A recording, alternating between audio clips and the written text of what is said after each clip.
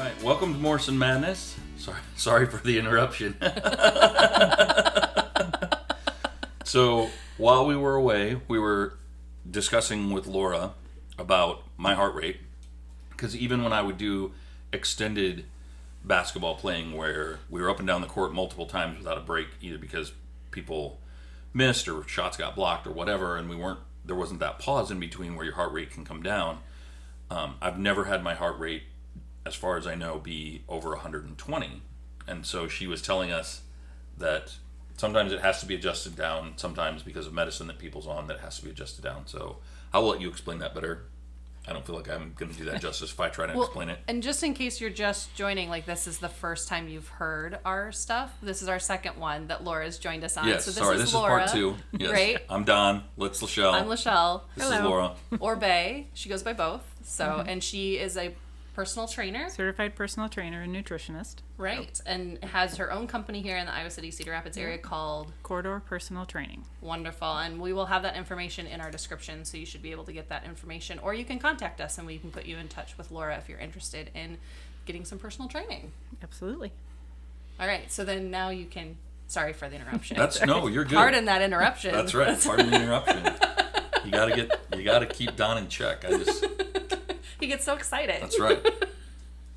So you explained it to me once, but let's explain it for the audience about adjusting the parameters for the heart rate.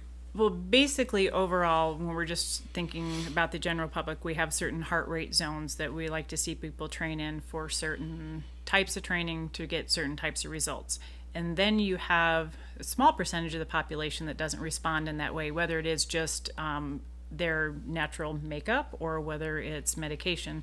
So sometimes we have to look at an individual and see what their perceived effort is at a certain level in relation to their heart rate to see how hard they're truly working, because you may be working super hard and your heart rate isn't where we would expect it to be. So at that point, then we have to readjust for that individual. But for most people, we do have kind of a window of, we consider this type of a heart rate what we would call low intensity steady state, and that's kind of that cardio that most people think of where you get on the bike or the treadmill or the whatever and you go for 45 minutes.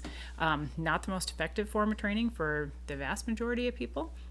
So then we also have the high intensity interval training, which most people get a lot more results out of, but we're looking for a lot higher heart rate for shorter periods of time during that kind of training. So that's the one where you feel like you're about to die, but afterwards you feel great. During it, not so much. I think during all exercise, I feel like I'm going to die. Like I have never, and this has been a thing since I was in elementary. I hated gym. Gym was the worst class that I had all the way through school, unless we were dancing. Then I was fine because I like to dance. And on all honesty, growing up, like show choir was my exercise. Because as long as there was music and I could sing, I ignored the fact that I was dying. So, because I could move and I could dance, but I was more focused on the singing and music. So. Well, and some of that can change because thinking back, did you ever think of me as anybody that did any kind of deliberate exercise whatsoever? No, but I wasn't going to point that out. No. Well, it's true. I didn't at all. Right. And used to kind of laugh and joke with people about, no, I'm kind of a couch potato. I'll just stay here while you go do stuff. I liked certain activities. Like I liked to snow ski. I like to do some things like that. But in terms of going to the gym and stuff, I did that in high school because it was part of our training programs for the sports teams I was on. But honestly, I was on the sports team, so I didn't have to go to gym class. I was never in sports to be an athlete. I'm pretty sure when I lived with John and Jay and we invited you to play basketball, you were like, oh God, no. Exactly. That was the response. Not at all. So not my thing, but there was at a certain point, and I have gotten involved in this stuff for like super random reasons. My son changed schools, and I kind of wanted to get to know some of the parents at the new school because it was very cliquey and nobody really talked to anybody that they hadn't known since their child was in kindergarten. So this is grade school? Like this is now middle school he's going into, and I happened to be shopping because I like to shop, and I saw a pair of tennis shoes that was in the school colors. So I bought this pair of tennis shoes because I noticed all the parents seemed to have the stupid tennis shoes that matched the team. So I know a really ridiculous reason, but I liked these shoes, and for some reason I looked up the shoes and they were running shoes. I thought, well, I've got the shoes, maybe I'll try to run in them. And so That's interesting. I started running a bit. And you made a career out of it. Well, I don't feel like this is one of those Forrest Gump moments where No? they just started running and then they just didn't stop. No, he didn't For like go all 7 the way years, all yeah. the way across the country that way. No. No. Oh, okay. So, I mean, just kind of a ridiculous reason, but I got into running a little bit with that and then had some friends that did a little bit of it. We got into just doing some fun 5Ks, and then from there got into a more intensive training program, like our still advertised and done a lot, kind of a 10-week program where you go and you kind of do this intensive program and you do the nutrition end of it, and theoretically 10 weeks later, you're kind of a different person is the Sure. idea. And I had some friends that wanted to join, and we had a Groupon. So, hey, we joined this program. And ultimately, I just really liked it. I liked being in the gym. I liked doing the workouts. It was one of those things that just felt good. And I just kept going back. I didn't continue with that specific program for all that long. I continued with it for a while, but then I just kind of started being more involved with the gyms in general. And years later, when it was time to kind of do a career change, I thought about what do I really enjoy doing? You know, where do I kind of go when I want to just do something that feels good to me? And I tend to go to the gym. And so I thought, well, is there a career in that really would make sense, knowing where I want to retire down the line? And this is something I think I can take with me wherever I go. And Sure. I've had just a ton of fun with it so far. The clients that I've worked with have just been really fun people, had some great success, which is awesome. I mean, it's nice to know that people are achieving their goals, and the neat part is seeing people really start to have fun with it and enjoy the working out. And even when I have switched from one facility to another, those people are still continuing with their programs, and they'll stay in touch with me and are still getting results. And it does make a difference. So it's fun. But yeah, I bought That a might pair be of your shoes. hardest Yeah, client so to get switched over to where I'm saying this is fun, just so you know. Don't feel bad if I don't get that switch, but I will try. And it isn't always that way, but the key is if somebody's doing the work and not seeing any results, they're not going to keep doing it. Right. So they may not be seeing the results they initially thought they were looking for, because a lot of times instantly people want to look in the mirror and see something different. I mean, if most of the people really told you why they're coming in, they'll say, I want to get healthier, I want to do this and want to do that. But honestly, if people were to strip it all away, most people want to see something a little bit different when they look in the mirror. It's vanity. And that's okay. I mean, Right. we can be honest about that. That Right. is what one of the big motivators is coming in. But that's not going to last, Right. that motivator, because it's going to take a lot of hard work to really maybe become that vision that people have. But if people start seeing that their clothes are more comfortable, they get up out of bed in the morning and they feel better, they have more energy throughout the day, they can play with their kids and not lose their breath, they can do a hobby or activity without being exhausted at the end of the day. Right. Those are the things that keep people going back. And then maybe a few years from now they have that vision that they originally kind of looked at. But it's more that, like you're saying, it's the marathon thing, it's not a Sure. sprint. And these days, with a lot of us, just the way our lifestyle has been, it does make a big difference in what your medical condition is down the line, because Right. we end up with a lot of metabolic conditions right now, a lot of the type 2 diabetes, a lot of the cholesterol situations, and so much of that can be lessened or addressed in a big way with exercise. Nutrition is important too, but the exercise seems to have the biggest effect on those metabolic situations. So Right. So if you've watched, a large percentage of our episodes, you have seen or heard that Don is very accident prone. Broken arms and got hit by a bus and dislocated shoulders and all kinds of stuff. Jumping off buildings. And I don't remember how many of them we've gotten into so far at this point. Right. But I've had probably 20 different surgeries. Right. And very, again, accident prone, lots of injuries. And I know that for some people they would have concerns about working out, coming back from an injury or surgery. Right. So, and a lot of people, and I think we had this conversation when we were signing up with the app. You see the people on the app and you're like, oh yeah, she's 25 and she's been a personal trainer since she was 16. Right. She's in perfect shape. Right. The example was somebody that's 120 pounds with like 10% body fat. And I Right. was like, triple those numbers and you might get where I'm at. Right. And so, hopefully this isn't revealing anything too personal, but you had an accident, right? Yeah, big time. Do you want to elaborate on that? You can say no. Just No, that's fine. It wasn't that big. I was riding my bike. I actually wasn't even going that fast. I hit some sand and just went down on my shoulder, and I broke my humerus in 2 places. I broke 3 ribs. I cracked my cheekbone. The break in my humerus was an unstable break where the rotator cuff kind of attaches to some of those parts of the bone, and there was just kind of things moving freely in there. And so instead of doing surgery, their choice at the time was just to immobilize my shoulder for about 2 months, which meant that when it was time to start physical therapy, it was nicely frozen in place and just plain didn't move. So I did have a pretty significant injury to come back from with that, but pretty much full function at this point in time. But it took a lot of time to get there. So over a year of physical therapy initially, which if anybody does have surgery or an injury, go to the physical therapy and do the exercises. Yeah. I don't care if they're boring or if it takes too much time or whatever. Do the exercises. It's worth it. You'll appreciate it in the long run. But after that, I had about 2 pounds less muscle on one side of my shoulder than on the other, just from not being able to use it. And actually it was the strength training that finally took probably about 3 years of straight strength training, but now my strength and my muscle on both sides is back to being the same.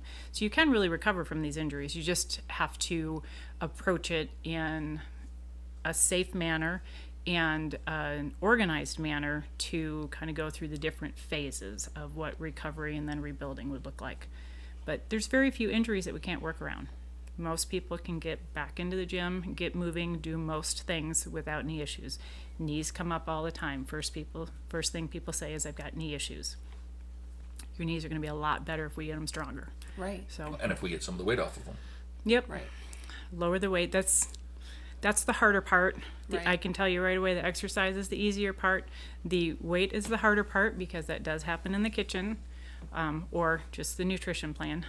And people are much, much more resistant about changing their dietary habits than they are about changing their exercise habits. But if you're working out, in theory, wouldn't you be burning more calories than if you're not working out? So as long as you don't increase your caloric intake, if it kind of stays the same while you're working out. But it doesn't. That's the problem. Because you get hungry from working out? And it depends. There's so many different things. Unfortunately, there's just a ton of things working against people when it comes to this. So first thing that comes to mind, I want to lose weight. I'm going to go do a bunch of cardio. I'm going to get on the treadmill. I'm going to get on the bike. I'm going to go for a run. I'm going to do all of this. Great. You're burning calories. All of the scientific studies have showed that, yes, you're burning the calories. You go home and you sit down and you don't move for the rest of the night. You also tend to eat a little bit more. Hey, I went for a run. Right. So psychologically, you feel like you can snack because you've exercised. And cardio tends to kick your appetite up a fair amount. So you now have the increased appetite, some of that mental, I can treat myself, and just that what we call the non-exercise activity drops. And that's not a conscious thing, that's unconscious. When you maybe would be up cleaning the house, folding the laundry, you end up sitting on the couch and you don't necessarily move because your body is tired. Right. So at the end of the day, a lot of people are upside down when it comes to that calorie deficit they thought they created. So you hear people all the time saying, I go to the gym and I'm on the treadmill for an hour every day and I can't lose weight. No, your metabolism is not messed up. No, it's not because you're perimenopause. No, it's not any of these things. It's unfortunately, by the end of the day, you're not getting that calorie deficit you thought you were. So, with that in mind, the strength training and the high intensity interval training usually works out a lot better for people when they're trying to lose weight, because they will be burning the calories, but in a way that tends to suppress the appetite. And you usually get a nice burst of energy after you've recovered from the initial fatigue of a workout. So you are burning more calories when you do a lot of the workouts, but it just ends up kind of getting canceled out with a lot of people that are just hitting the cardio heavy. Gotcha. So strength training is a big, big key. Anybody that comes in wants to lose fat, we immediately start talking about strength training because so many people overlook it. They just don't do it. Or they think, I'm older now, I'm going to get hurt doing it. Right. Or I've had an injury and I can't do it. Right. Almost everybody can. The other thing that is just making it so hard for everybody is you guys have talked about Fitbits. Yep. I have a tracker on right now too. I have a heart rate tracker that I use at the gym, and every single one of them overestimates the calories you burn by almost 50%. It's crazy. Wow. So people will think I just went for a run and I burned 400 calories and I can go home and have this and I'm still within my calorie goal for the day. There's actually this really big class action lawsuit against all of those things, all of the heart or calorie tracking devices like Sure. the Fitbits and the Garmin's and the Samsung, all of them, because it is causing issues with people trying to become more fit, trying to lose weight, and with these calories being so grossly overestimated, people are not having success. And if some Right. people are gaining weight, they're not. It's just not real. Right. So when we were really looking at somebody in nutrition and fat loss, we look at what you need to sustain your lean body mass and what you need to fill in the blanks for a healthy diet in terms of having healthy fats, having enough vegetables to have your good vitamins and your micronutrients, and the rest of that energy comes from your stored body fat. So we don't look at any of that exercise calories burnt. That just increases your deficit. If you are eating to maintain the healthy part of your body, we can burn as many calories off you as you want to. Sure. So don't eat back your exercise calories. Well, it's No, I get that it. Just totally don't makes do it. sense. Makes 100% because what sense. happens if we've got you set up in the fitness software, Right.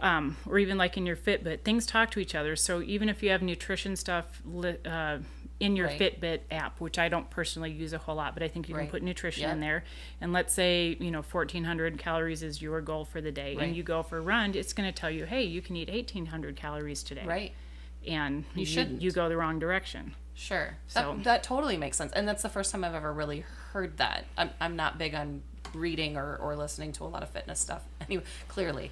But Yeah, if but that's the we're- first time I've ever heard that. See, I guess you in should my just mind, eat- if I was allowed to have 1,500 calories, that didn't change if I all of a sudden went for a run or I lifted weights or did whatever.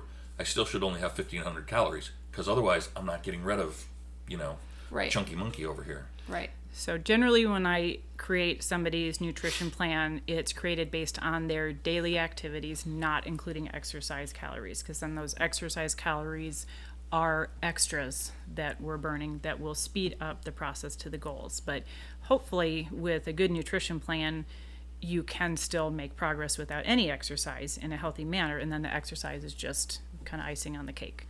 So, Sure. but yeah, don't eat back those exercise calories. And it's just, I feel so bad for the people that are just spending all that time on the treadmill, all that time running and having no results because they just don't understand why. Right. I mean, they really, really are trying to do the right thing. They think they're doing the right thing and they're just ending up incredibly frustrated Right. because they're not getting the results they're looking for. Sure.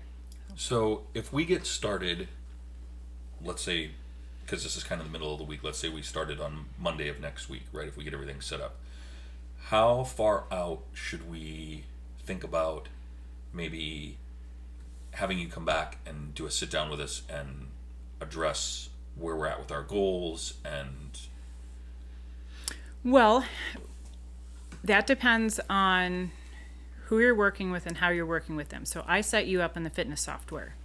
And if you stay accountable to what we have in there, you should be kind of entering some information for me on a regular basis. And I will be able to see, are things progressing the way we want them to? Do we need to adjust? Because if you do kind of regular check-ins with some of the biometrics that are in there that you can enter, I can see, well, we are making progress in this area or we aren't. We're not making progress. So is it an issue of really tracking the amount of food properly? Are there extra things happening? Are the workouts not at the intensity level we want them to? I can look at somebody after a period of time and kind of have a sense of what their muscle mass is. And if they're doing a chest press exercise at 35 pounds, I know they're not pushing themselves in the gym. So you can kind of get a sense of maybe how somebody should be progressing. And then you change the plan a little bit. I mean, that's the whole point of having somebody help guide you through Right. it, is you can look at what's happening. So I guess every 8 to 12 weeks would be a time that we would reassess somebody's plan if they were working entirely on their own and had nobody else watching. But if somebody is watching, the idea is we're making a little mini adjustments all the time, kind of like Sure. steering a ship, and hopefully we don't get wedged sideways and not make any progress. But, Yeah, Suez Canal. yeah. But if we make those little bitty adjustments here and there, Right. then we can kind of steer closer and closer towards being on the right path. So Sure. that's kind of how it works. So if somebody out of the gate brand new, or because of the pandemic that's been happening, is like, I've been a couch potato for a year and I don't really know where to start, would you recommend that they start with nutrition or with exercise first, or does it just depend upon the person and what they want? Might as well jump into both. I mean, Okay. But if they're like, I only want to do one.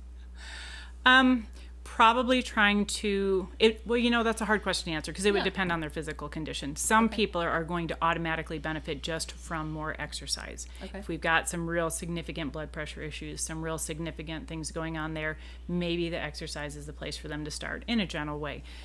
Other people, getting that nutrition in line, so that's one less thing for them to think about when they launch into the exercise.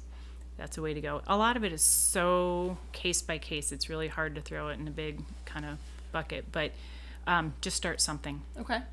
If you want something to change, you got to make a change. Right. So jumping Pick in one. with both feet's the best option, but then like if doing both nutrition and exercise, when I say jumping in with both feet, that's kind of the best option. But if That'll you're, get things moving if a you're little bit feeling more. like that's overload for you personally, then talk with the personal trainer or somebody that you're Yeah. going to work with and Absolutely. say, I only have the mental capacity to do one, or I only have the money. If it's, I don't know if it costs different. We haven't really talked cost with you. It depends. There's, Yeah. again, there's 10 million different ways that you can do it. Right. But yeah, you just have to at least start something Sure. and then keep doing a little bit more. Okay. So No, that makes sense. Just Yeah. curious. most everybody can go walk around the block, Right. a couple times a day. Right. And if they haven't been doing that at all, then that's something new for their body to do, and they're going to get a good result from that. Right. So Right. it can be as simple as that to start with. So. Yeah. Well, and I tend to be like a fair weather workout person, because I don't mind going for walks. And when we had the little dog, when we had Kaylee, she loved walks, but she doesn't like winter either. And I don't like the cold. So once it gets about 40s, I'm done being outside and I don't really want to go for a walk. And so then I don't walk at all during the winter, and I tend to put on weight. Like, you can track the weight that has been tracked on Fitbit for the past several years, and you can actually see this roller coaster effect where I put weight on starting in about October, sometimes September, but that also has to deal with school, because I start sitting in classes and I'm sitting more during the day and not being up moving around, cleaning house, stuff that way. But then in the summer, the weight starts dropping off. So I'm not consistent. Most everybody has a pattern, and it's really individual, because I do have a good friend that actually loses during the winter, which is not typical, but they don't go out during the winter. They don't like cold weather. They have exercise equipment at home.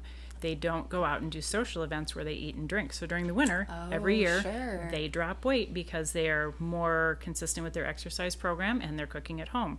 Summer hits, they're out socializing with people. They're eating out at restaurant bars. They're having some fun beverages Right. with friends, and their weight goes up every summer. So everybody kind of has their Sure. different trends that they go through. That makes sense. Yeah, it does. I'm so not looking forward to starting to work out, but I'm looking forward to being able to go do stuff and not get winded, Yeah. being able to lift stuff and not be in pain. Right. So while I was having a slow decline in part of it due to age, and part of it being to overweight and not exercising as much, Right. the virus really, I put on 20 pounds, Yeah. and that's a lot. Sure. So, yeah, I'm looking forward to being able to Right. not feel like crap just Right. trying to do daily things. Right. So one of the biggest things somebody can do to help kind of bolster up their chances of success is find somebody to do it with.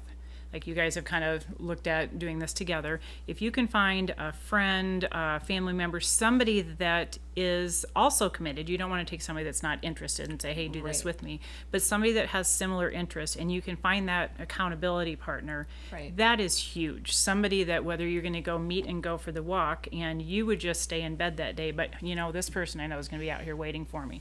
That can be one of the biggest things that people can do, is find that accountability partner. If Yeah. you don't have that person, sometimes the trainer trainer is a person's accountability. So I do have clients that have just very obviously said, if I didn't have this appointment, I would not be here today. And that's fine. They know that. They know that what they need to do to get it done is to work with the trainer. So whatever you know you need to do to get it done, whether it's accountability partner, working with the trainer, Right. any number of things, but you do need to find something that is maybe different Sure. to get it going. Yeah, and if there's listeners out there and you're in the Iowa City area, or even if you're not and you want to be remote accountability partners with us, that would help us. Yes. And we're happy to help you. Yeah. So definitely feel free to contact us on Well, that and too. I plan on trying to post, probably not on Twitter, but on Facebook in the group. In the Morrison Madness group. Right. Yeah, so And we have just a in Morrison general, Madness page, and then we have a group. And the group we post more things Right. beyond. But than in the general, page. I think I'll post to both. Yeah. Maybe not as much just on the regular page, maybe Right. more in the group, but every once in a while I'll post on the page. And the group is progress and- open, so you Right. can join the group without any problems as well. And I feel like that's a really good place to pause. Yeah.